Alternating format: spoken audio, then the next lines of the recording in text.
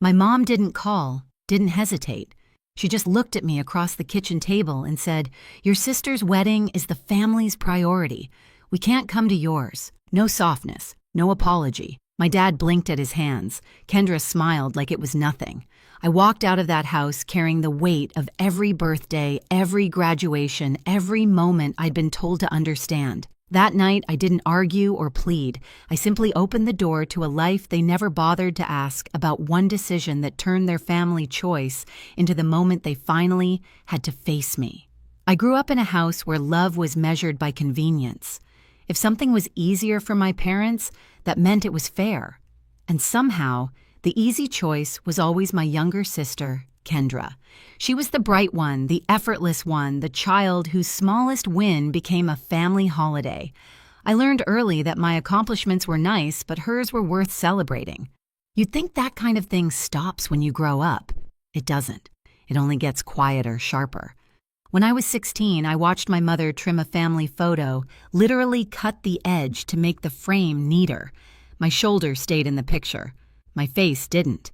She laughed it off, said, "Oh, honey, you're still there," and moved on, as if she hadn't just erased me from proof we were a family.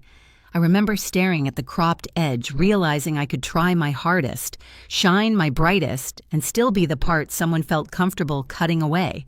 Maybe that's why I pushed myself so hard later, scholarships, long nights of building a supply chain platform from scratch, holding on when investors dismissed me.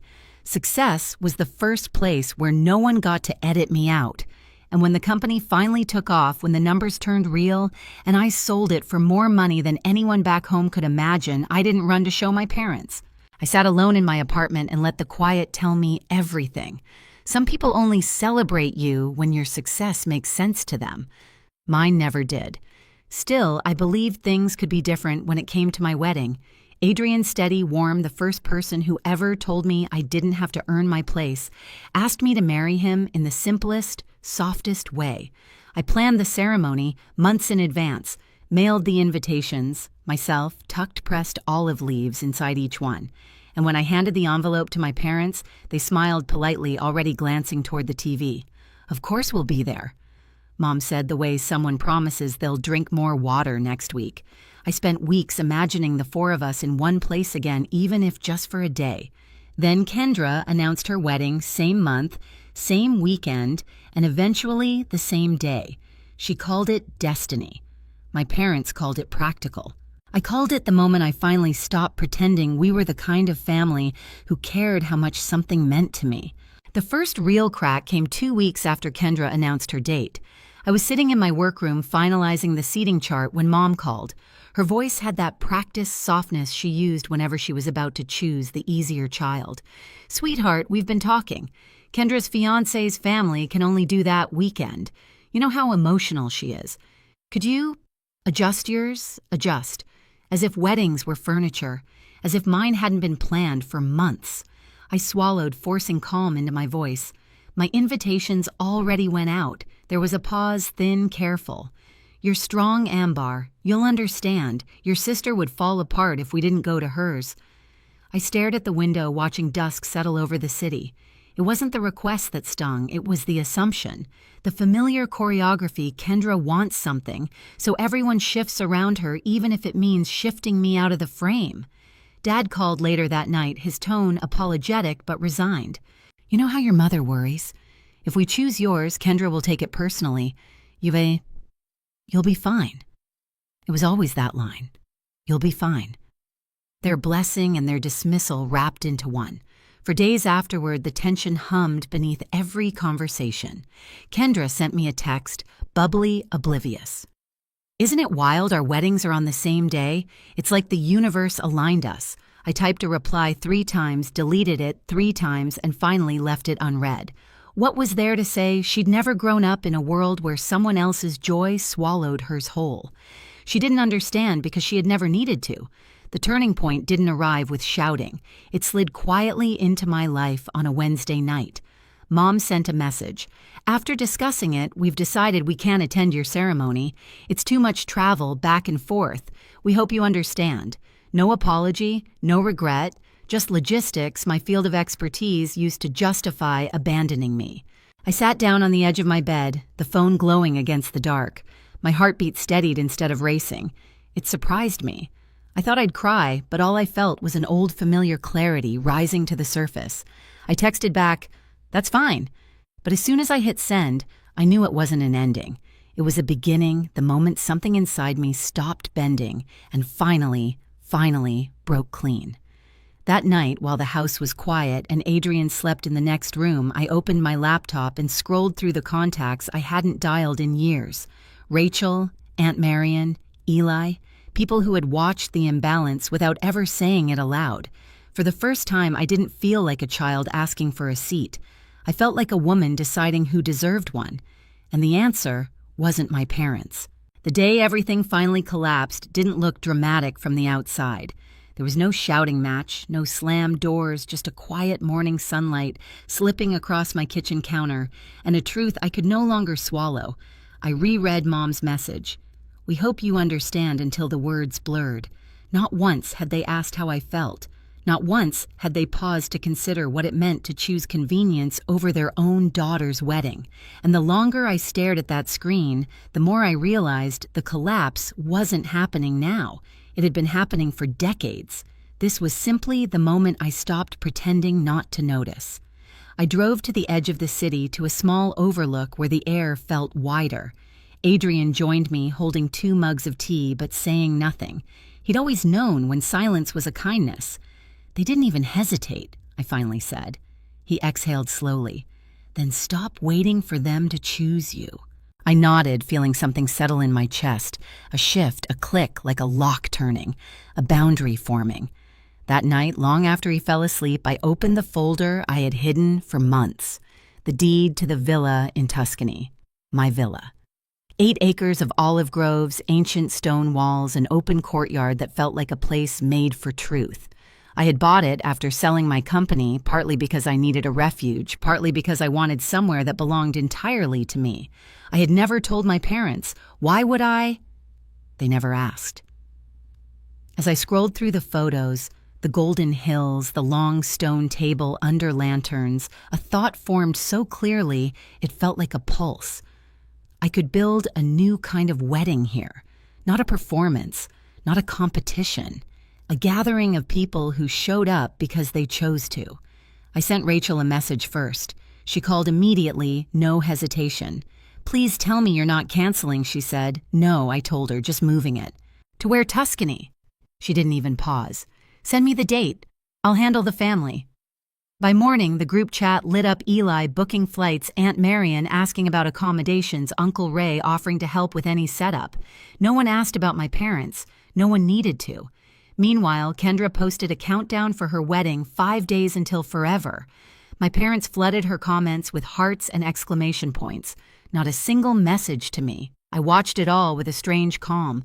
For the first time, their choices didn't sting, they clarified. I spent the next days finalizing the courtyard layout, the long table stretching toward the olive trees, the lanterns that would glow like fireflies at dusk. The villa hummed with workers sanding stone, trimming branches, stringing lights. Every sound, every hammer, every ladder scraping against stone felt like a promise kept to myself. I wasn't sabotaging their wedding. I wasn't chasing validation. I was reclaiming the story. The collapse of what we used to call family didn't leave me empty. It left room, finally, for everything real to grow. And Tuscany was the beginning of my pushback. The morning of our 2 weddings arrived carrying 2 different kinds of sunlight. In Boston, it was harsh white, bright unforgiving. In Tuscany, it spilled across the hills like warm honey. I woke before dawn in the villa, the stone floor cool beneath my feet as I stepped out onto the terrace. The olive trees shimmered in the early light leaves, whispering as if reminding me, "This is your home, your choice, your table." Workers moved quietly through the courtyard, adjusting lanterns, smoothing linen across the long table that stretched toward the grove.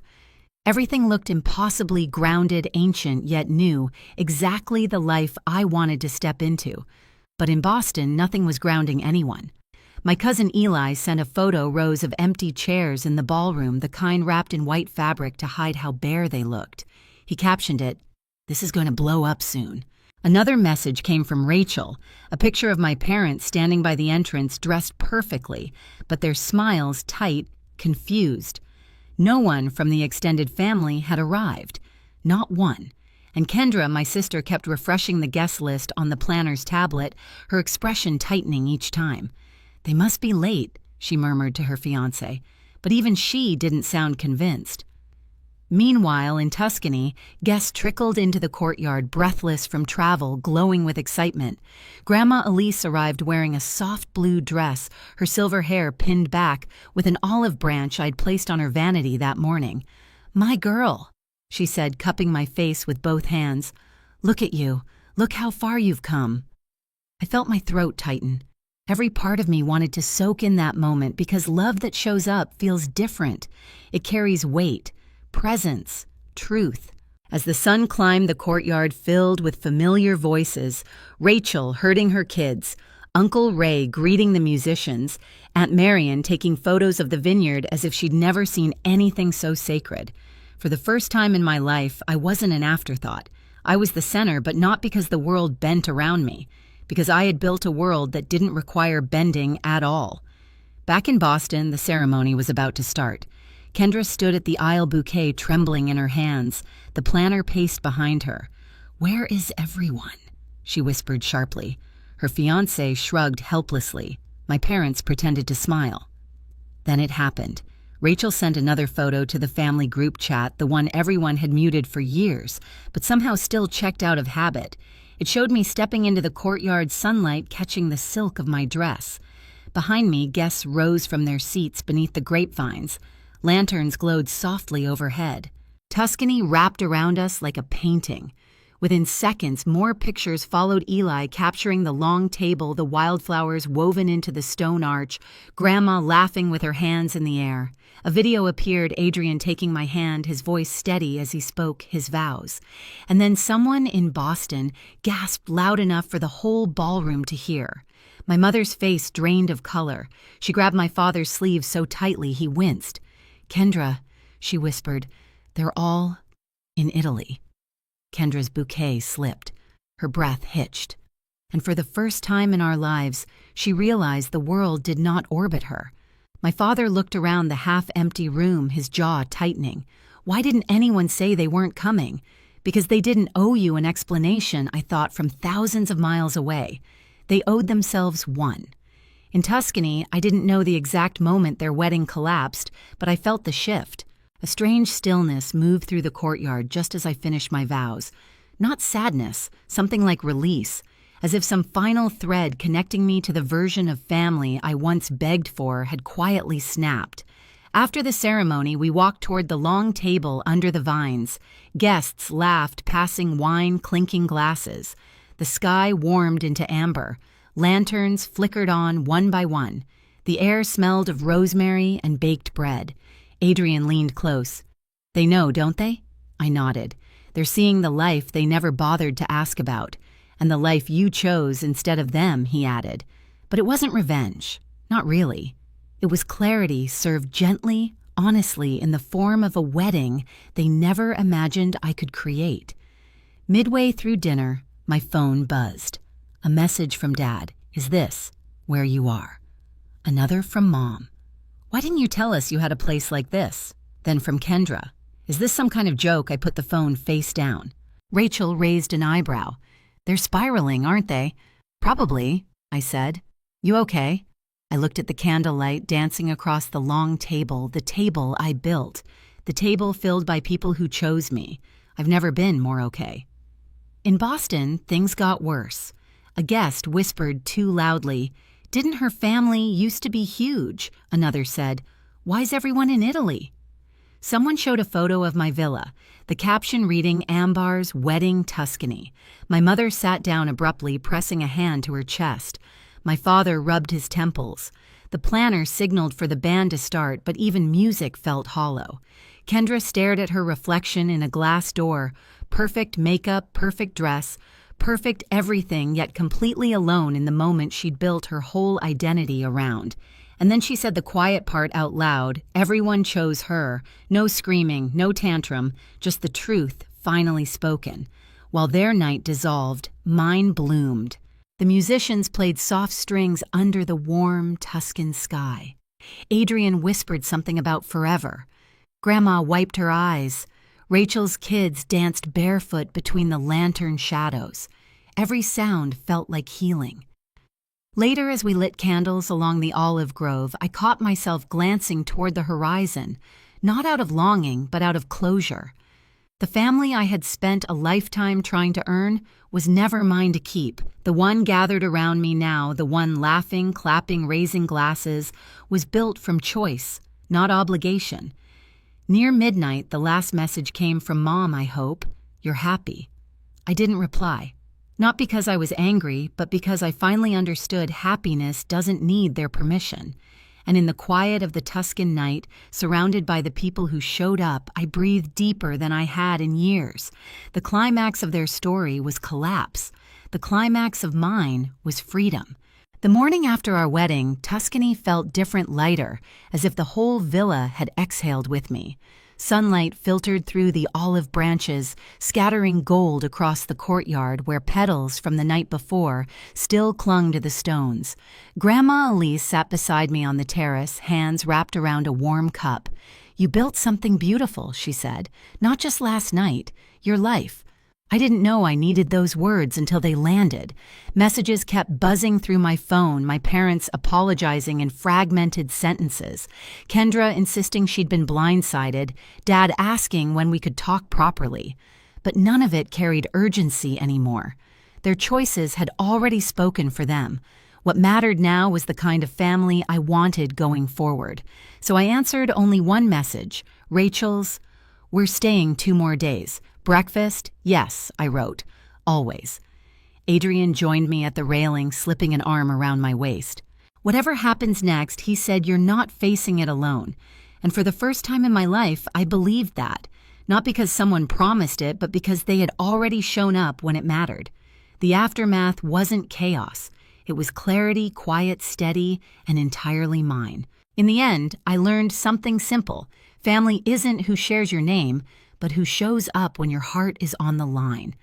I stopped asking for a seat at their table and built one of my own, and the right people found it. If this story stayed with you, share it. Tell me where you're listening from and hit subscribe for the next one.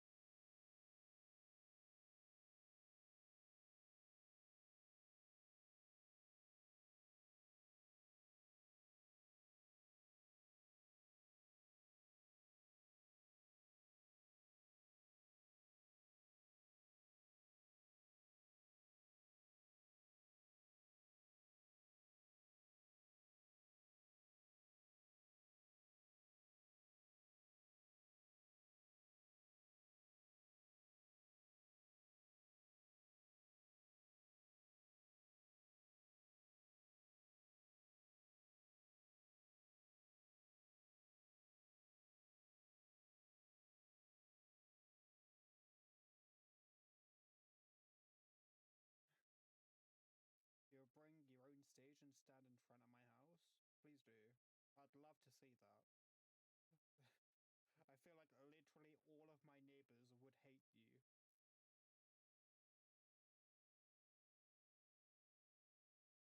Exactly, basically. You get what I'm putting down. Drag me out the water.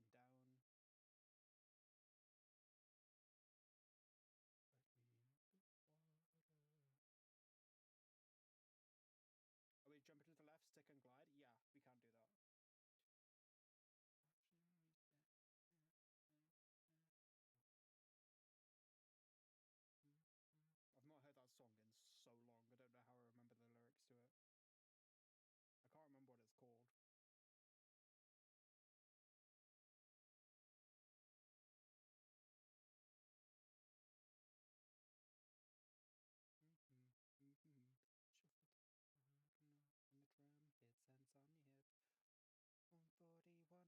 hits hands on your hips. 140, 180 twist, no, slip slide. I don't know how I remember it. Hold down, throw down, thank you. I'm putting it in the queue. Oh, down, throw, down. Add to queue. Take me to the river.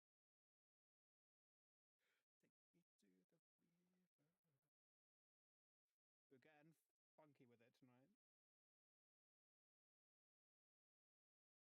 Oh, I want to add another song to the queue actually. It is similar vibe to it. I'm not gonna say what it is, but you'll hear it after Miley Cyrus. Late Night Crochet Funky Edition, exactly.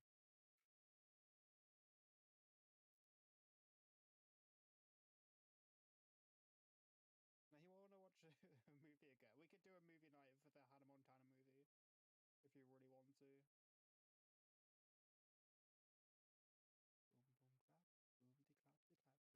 clap de clap, boom boom clap, boom de clap de clap. Boom boom clap, boom de clap clap.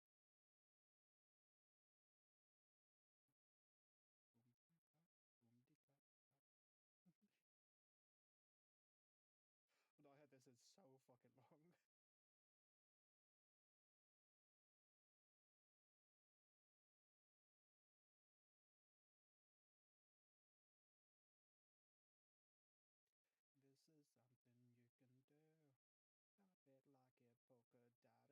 it, country vibe and hip hop it. Never watched Hannah Montana? Now is your chance to start. Zigzag across the floor, shuffle in diagonal when the drum hits, hands on your hips. 140, 180 twist. Oh, it's one footed, not 140. Oh.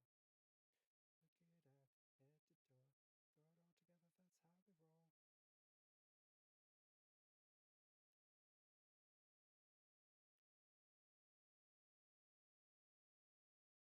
how we roll. It's not my. It's by Miley because she was singing it in the barn. Yeah. She was singing it in the barn. Zigzag across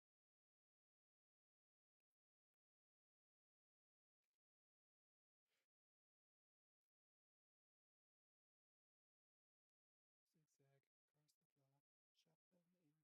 shuffle in diagonal when the drum hits, hands on your hips. 130, 180 twist. Do you recommend that specific movie? We could do a movie night for it, as I said. That's how we roll.